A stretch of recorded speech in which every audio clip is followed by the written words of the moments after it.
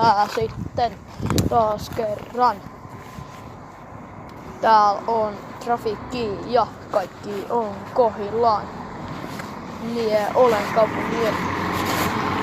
Se ei silti estä kuvaa tätä, koska nyt astuu esiin V-I-I-C-I-E-B. V-I-C-I-B-E-E. 5B, 5B, 5B. On paras. 5B, 5B, 5B. 5B, 5B. On paras. Vaikka tuli turpaan välillä, tai vaikka joku olis kipeä, se ei silti estä sitä, että 5B on paras. 5B on paras, koska se on niin paras. On siellä myöskin 5A, joka on ok. Ja on muitakin, mutta silti se ainut on 5B, joka on paras. Ei tää mitään estä kuitenkin. Yeah! 5B on myöskin Fletari, Tubettaja Music, Kukko ja Lipi 990 ja Niilo 144 ja paljon muita. Ja se on vain osa syy siihen, miksi V-I-C-I-B-E-E on paras. V-I-C-B-E-E-E on paras. V-I-C-I-B-E-E on paras. V-I-C-I-B-E-E on paras. Siltikin se ei ole mikä tahansa 5B,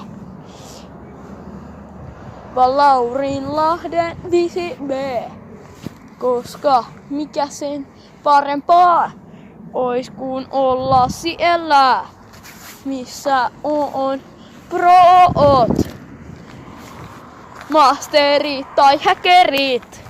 Siltikin on siellä myöskin gaadit ja minun ystävät, sillä se on paras. Tarkoitan siis, että 5B on paras. V-I-I-C-B on paras. V-I-C-B on paras. V-I-C-B on paras. V-I-C-B on paras. Tässä laulussa ei oo musiikkia. Ja tää on rankkaa, koska se on yli 4 minuuttia.